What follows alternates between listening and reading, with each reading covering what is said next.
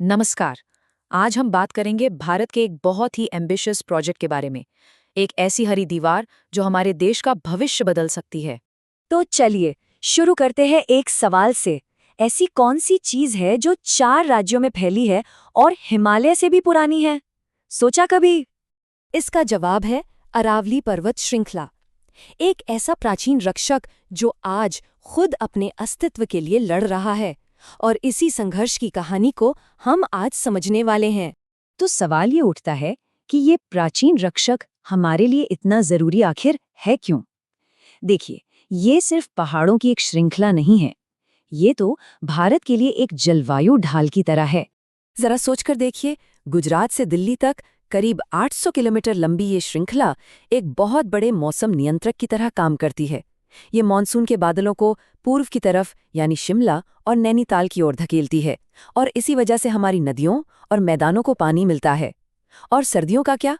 सर्दियों में ये मध्य एशिया से आने वाली बर्फीली हवाओं को रोक लेती है, जिससे हमारी उपजाऊ जमीनें बची रहती हैं।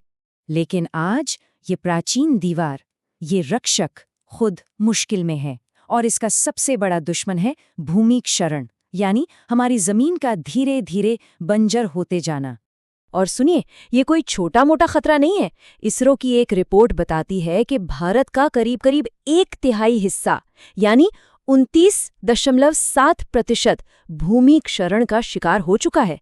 ये आंकड़ा सच में चौंकाने वाला है और बताता है कि संकट कितना बड़ा है। और पता है, ये समस्या सीधे अरावली के दिल पर चोट कर रही है। 2016 की ही इसरो रिपोर्ट को देखें तो अरावली जिन राज्यों से गुजरती है, जैसे दिल्ली, गुजरात और राजस्थान, वहां 50% से भी ज्यादा जमीन खराब हो चुकी है। लेकिन इस बड़ी चुनौती का सामना करने के लिए एक उतना ही बड़ा और हिम्मत वाला विचार सामने आया है। एक ऐसा प्लान जो इस जमीन में दोबारा जान डाल सकता है। इसका नाम है द ग्रेट ग्रीन वॉल। तो सवाल ये है कि ये अरावली ग्रीन वॉल प्रोजेक्ट आखिर है क्या? इसे ऐसे समझिए। पोरबंदर से लेकर पानीपत तक 1400 किलोमीटर लंबी और 5 किलोमीटर चौड़ी एक हरी भरी पट्टी बनाई जाएगी। सोच कर ही देखिए, कितना विशाल है ये। वैसे ये विचार कहीं और से प्रेरित है। इसकी प्रेरणा मिली है अफ्रीका की ग्रेट ग्रीन वॉल से, जो 2007 में शुरू हुई थी। और उसी की तरह भारत की इस ग्रीन वॉल को भी अंतर्राष्ट्रीय वन दिवस पर शुरू किया गया। और इसका लक्ष्य बहुत बड़ा है, 26 मिलियन हेक्टेयर जमीन को फिर से हरा भरा करना। तो इस प्रोजेक्ट के मकसद क्या क्या हैं? देखिए, इसके कई बड़े लक्ष्य हैं। सबसे पहला तो ये कि जमीन को बंजर होने से और थार रेगिस्तान को आगे बढ़ने से रोकना। दूसरा, ये दीवार पश्चिम से आने वाली धूल भरी आंधियों को भी रोकेगी। इसके अलावा इससे हमारी जैव विविधता भी बढ़ेगी, कार्बन सोखने में भी मदद मिलेगी, और सबसे जरूरी बात, इसमें स्थानीय लोगों को भी साथ लेकर चला जाएगा। ये तो हो गए बड़े बड़े आंकड़ों और योजनाओं की बातें, लेकिन जमीनी हकीकत क्या है? चलिए अब अरावली के कुछ खास जिलों में चलते हैं और देखते हैं कि वहां असल में दांव पर क्या लगा है। तो सबसे पहले चलते हैं राजस्थान के अलवर में। ये एक ऐसी जगह है जहां जंगल और इंसानियत का संगम होता है। एक बहुत ही नाजुक संतुलन है यहाँ। अलवर को एक कुदरती खजाना कहा जा सकता है। मशहूर सरिस्का टाइगर रिजर्व यहीं पर है। यहाँ 84 पवित्र औरण भी हैं। ये वो जंगल हैं जिन्हें लोग सदियों से पूजते आए हैं। और तो और अरवरी और रूपारेल जैसी नदियां भी यहीं से निकलती हैं। लेकिन इस खूबसूरती के पीछे कुछ बड़े खतरे भी छिपे हैं। एक तो इंसानों और जानवरों के बीच टकराव बढ़ रहा है, खासकर तेंदुओं और मगरमच्छों के साथ। फिर प्रोसोपिस और लैंटाना जैसी आक्रामक बाहरी प्रजातियां यहाँ की असली वनस्पति को खत्म कर रही हैं। और ऊपर से गर्मियों में जंगल में आग लगने का खतरा तो हमेशा ही बना रहता है। अलवर से अब चलते हैं अजमेर। राजस्थान का दिल कहा जाता है इसे, लेकिन ये दिल आज पानी की एक बहुत बड़ी समस्या से जूझ रहा है।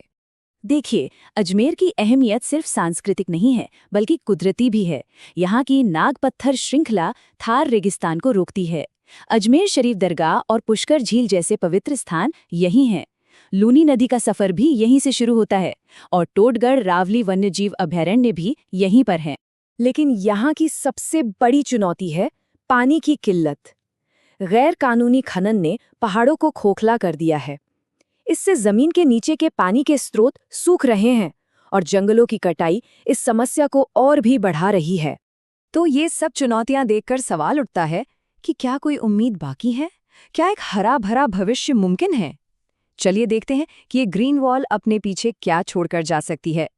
तो इस सपने को सच करने का रास्ता कैसा होगा? देखिए, इसके कुछ कदम हैं। सबसे पहले पानी के स्रोतों को फिर से जिंदा किया जाएगा।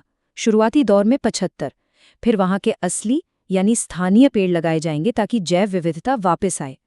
बंजर जमीन पर फिर से जंगल उगाए जाएंगे। और हाँ, सबसे जरूरी, इस पूरे काम में वहां के लोगों को जोड़ा जाएगा ताकि उन्हें रोजगार भी मिले। तो ये सिर्फ पेड़ लगाने का प्रोजेक्ट नहीं है, ये उससे कहीं बढ़कर है। ये एक रणनीतिक ढाल भी है। जैसा कि कहा गया है, ये हरी पट्टी पश्चिमी भारत और पाकिस्तान के रेगिस्तानों से आने वाली धूल के लिए एक अवरोधक का काम करेगी। मतलब हमारे शहरों की हवा भी साफ होगी। तो आखिर में हम लौटकर उसी एक बड़े सवाल पर आते हैं, क्या सच में पेड़ों की ये 1400 किलोमीटर लंबी दीवार एक रेगिस्तान के बढ़ते कदमों को रोक पाएगी, उसका भविष्य बदल पाएगी? चुनौती बहुत बड़ी है, इसमें कोई शक नहीं, लेकिन ये एक ऐसी उम्मीद है जो सिर्फ जमीन नहीं बल्कि लाखों जिंदगियों को भी बदल सकती है।